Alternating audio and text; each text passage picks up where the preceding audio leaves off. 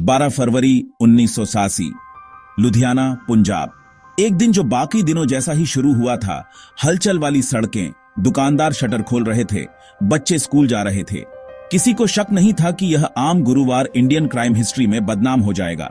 एक साया मंडरा रहा था। एक बहुत ही ध्यान से प्लान की गई ऑपरेशन शुरू होने वाली थी, जिसने पूरे देश को हिला दिया। यह लुधियाना बैंक रॉबरी की कहानी है। हिम्मत, परफेक्शन और डर की डकैती। टारगेट पंजाब नेशनल बैंक की मिलरगंज ब्रांच, शहर के सबसे इंपॉर्टेंट फाइनेंशियल इंस्टीट्यूशंस में से एक। लूट 5.7 करोड़ रुपीस, उस टाइम एक बहुत बड़ी रकम, आज के हिसाब से सैकड़ों करोड़ रुपए की। लेकिन यह सिर्फ एक रॉबरी नहीं थी, यह पंजाब में उथल पुथल और उग्रवाद के टाइम में एक स्टेटमेंट थी।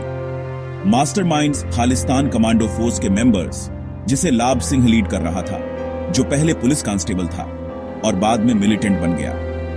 उनका गोल एक सेपरेटिस्ट मूवमेंट को फंड करना, जिसमें पॉलिटिकल एक्ट और क्रिमिनल एंटरप्राइज के बीच की लाइन धुंधली हो गई थी। इस क्राइम ने कमजोरियों को दिखाया, डर फैलाया और एक लैंडमार्क इवेंट बन गया, इंडिया की सबसे बड़ी बैंक रॉबरी। इसका इंपैक्ट समझने के लिए हमें उस फेटफुल दिन और उस टाइम फैले हुए केओस, डर और हिम्मत को फिर से देखना होगा। दोपहर के ठीक बाद मिलरगंज ब्रांच में बहुत एक्टिविटी थी। कस्टमर्स लाइनों में कैशियर्स पासबुक पर स्टैंप लगा रहे थे, रोजमर्रा के बिजनेस की आवाज। सिक्योरिटी बहुत कम थी। एंट्रेंस पर एक अकेला गार्ड, जो इफेक्टिव से ज्यादा एक सिंबल था। स्ट्रांग रूम में कैश की बहुत बड़ी खेप थी, लेकिन किसी को खतरे का शक नहीं था। भीड़ में बिजनेस ओनर्स, फैमिलीज, पेंशनर्स, हर कोई अपनी दुनिया में खोया हुआ था। बैंक पर एक सेफ हेवन के तौर पर भरोसा कर रहा था। हिंसक टेकओवर का आइडिया अनथिंकेबल था। माहौल शांत था, लगभग बोरिंग तूफान से पहले की एक डिसेप्टिव शांति। बाहर शहर के शोर ने बैंक को कवर किया हुआ था, उसे आने वाले खतरे से अलग कर रहा था। कोई अलर्ट पर नहीं था, किसी ने अनथिंकेबल की उम्मीद नहीं की थी। लुटेरों का सबसे बड़ा वेपन यही आमपना था। डर और हिम्मत के एक ड्रामा के लिए स्टेज तैयार था। कुछ ही पलों में बैंक का रूटीन टूट जाएगा। शहर हिस्ट्री देखने वाला था। अचानक रूटीन टूट गया। 12 से 15 आदमी पुलिस ऑफिसर्स के कपड़े पहनकर अंदर आए, अथॉरिटी दिखाते हुए। उनका लीडर रूम में कमांड कर रहा था, यह एक पुलिस रेड है, कोई हिलेगा नहीं।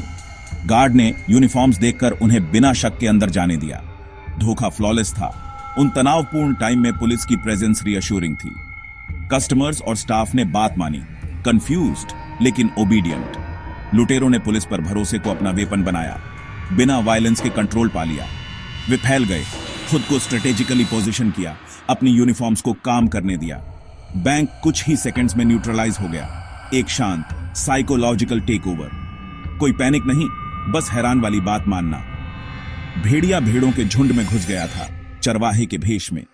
लूट शुरू हो गई थी और पहला फेज एक बड़ी सक्सेस थी। असली डर अब शुरू होने वाला था। लुटेरों के एक्ट को छोड़ते ही शांति टूट गई।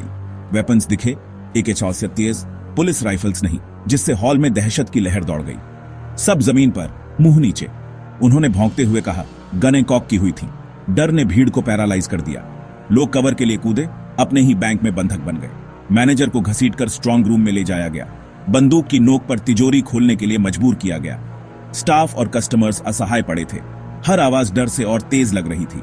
लुटेरों ने चिलिंग एफिशिएंसी के साथ काम किया।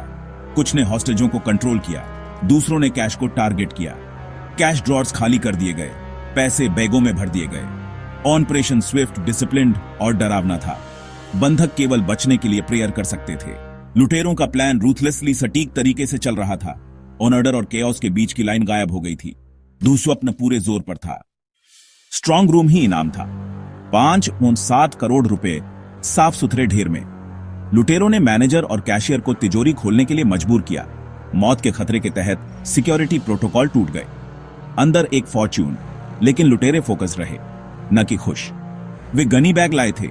उन्हें ठीक ठीक पता था कि कितने कैश की उम्मीद करनी है। एक ह्यूमन चेन बनी, क्राइम की एक असेंबली लाइन। कुछ आदमियों ने हॉस्टेजों की रखवाली की, दूसरों ने मिलिट्री प्रेसिजन के साथ तिजोरी खाली की। इस प्रोसेस में लगभग 1 घंटा लगा, लेकिन डिसिप्लिन कभी नहीं डगमगाया। कम्युनिकेशन कम था, कोऑर्डिनेशन सीमलेस था। यह कोई इंपल्सिव एक्ट नहीं था, यह एक मिशन था। एक बार बैग भर जाने के बाद लुटेरों ने हॉस्टेजों को उन्हें एंट्रेंस तक ले जाने के लिए मजबूर किया। डरे हुए एम्प्लॉईज अनविलिंग अकम्प्लिस बन गए। लुटेरों ने उनसे पैसे के साथ साथ डिग्निटी भी छीन ली। फाइनल फेज अब शुरू होने वाला था, एस्केप। लुटेरों का ट्रक बाहर इंतजार कर रहा था, भागने के लिए तैयार। हॉस्टेजों ने बंदूक की नोक पर भरी हुई बागों को दिन दहाड़े गाड़ी में लाद दिया। बाहर की पब्लिक अनजान थी। डर और सरप्राइज ने लुटेरों को बचाया। जाने से पहले लुटेरों ने सभी को, लगभग 100 लोगों को स्ट्रांग रूम में इकट्ठा किया।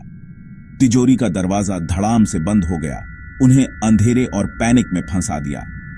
लुटेरों ने गार्ड्स की राइफल्स ले ली, एक चिलिंग वार्निंग दी और शहर के ट्रैफिक में गायब हो गए। ट्रक के इंजन की आवाज कम होने के बाद ही हॉस्टेजों को एहसास हुआ कि दर्द खत्म नहीं हुआ था। अब उन्हें दम घुटने का डर था। उनकी चीखें आखिरकार सुनी गईं और अथॉरिटीज उन्हें आजाद करने आ गईं। बैंकिंग हॉल में केओस था। लुटेरे बहुत पहले जा चुके थे। परफेक्ट क्राइम ने अपने पीछे डर और कुछ क्लूज छोड़े थे। चुराया गया खजाना सालों की हिंसा को बढ़ावा देगा। महान एस्केप पूरा हो गया था। लूट की खबर तेजी से फैली, पहले लोकल फिर नेशनल हेडलाइंस में। लुधियाना डर और डिसबिलीफ से घिर गया। यह दिन दहाड़े कैसे हो सकता है? शहर की सिक्योरिटी की फीलिंग टूट गई थी। हर जगह बातचीत रॉबरी के बारे में हो रही थी। पुलिस ने एक बड़ी इन्वेस्टिगेशन शुरू की, लेकिन लुटेरों को हेड स्टार्ट मिल गया था।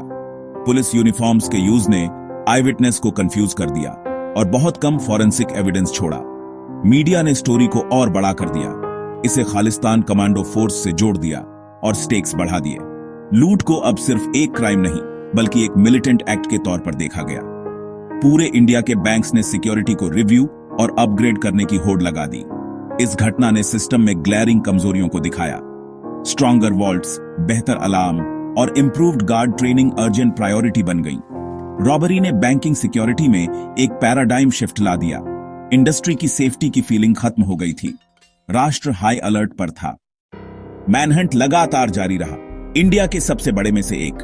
पंजाब पुलिस प्रेशर में इंटेलिजेंस और इन्फॉर्मर्स पर डिपेंडेंट थी। लाभ सिंह, केसीएफ चीफ और एक्स कॉप जल्दी ही मास्टरमाइंड के रूप में सामने आया। उसे ट्रैक करना डेंजरस था। मिलिटेंट्स के पास सेफ हाउसेस और रूरल सपोर्ट था। पुलिस रेड्स से भयंकर बंदूक लड़ाइयां हुई और प्रोग्रेस धीमी रही। धीरे धीरे गैंग के मेंबर्स की पहचान की गई, अरेस्ट किया गया या एनकाउंटर्स में मार दिया गया। चुराए गए पैसे का कुछ हिस्सा सीक्रेट कैश से रिकवर किया गया। इन्वेस्टिगेशन ने लूट को सीधे केसीएफ से जोड़ दिया। लाभ सिंह 1 साल से ज्यादा टाइम तक पकड़ में नहीं आया और इंडिया का मोस्ट वांटेड बन गया। जुलाई 1988 में वह एक एनकाउंटर में मारा गया, जिससे इंडिया के सबसे बड़े बैंक रॉबर का चैप्टर बंद हो गया। इन्वेस्टिगेशन पुलिस के डिटर्मिनेशन का सबूत थी, जो घातक उग्रवाद के बीच काम कर रही थी। 1987 की लुधियाना बैंक रॉबरी सिर्फ एक क्राइम नहीं थी, यह पंजाब के उग्रवाद में एक टर्निंग पॉइंट था। इसने दिखाया कि कैसे मिलिटेंट्स पॉलिटिकल एजेंडा को फाइनेंस करने के लिए क्राइम का इस्तेमाल करते थे, जिससे आतंकवाद और रॉबरी के बीच की लाइन धुंधली हो जाती थी। लूट की आसानी ने पूरे देश के बैंक्स को सिक्योरिटी में सुधार करने के लिए मजबूर किया। सशस्त्र गार्ड, सीसीटीवी अलार्म और टाइम लॉक्ड वॉल्ट्स स्टैंडर्ड बन गए। इस घटना ने एक साइकोलॉजिकल स्कार छोड़ा, डर को बढ़ाया और पब्लिक ट्रस्ट को कम किया। फिर भी इसने लॉ एनफोर्समेंट को भी मजबूत किया, जिससे लाभ सिंह और उसकी गैंग का आखिरकार न्यूट्रलाइजेशन हुआ। दशकों बाद भी यह रॉबरी क्रिमिनल प्लानिंग और इन्वेस्टिगेशन में एक लेजेंडरी केस स्टडी बनी हुई है। यह एक अशांत युग और इंडिया को जिन चैलेंजेस का सामना करना पड़ा, उसकी याद दिलाती है। यह स्टोरी सिखाती है कि विजिलेंस हमारी सबसे अच्छी डिफेंस है। ऑनर्डर और केओस के बीच की लाइन डरावनी हद तक पतली हो सकती है। लूट की लेगेसी उन मुश्किल से सीखे गए लेसन्सों में जिंदा है, जिन्होंने देश को सेफर बनाया। पर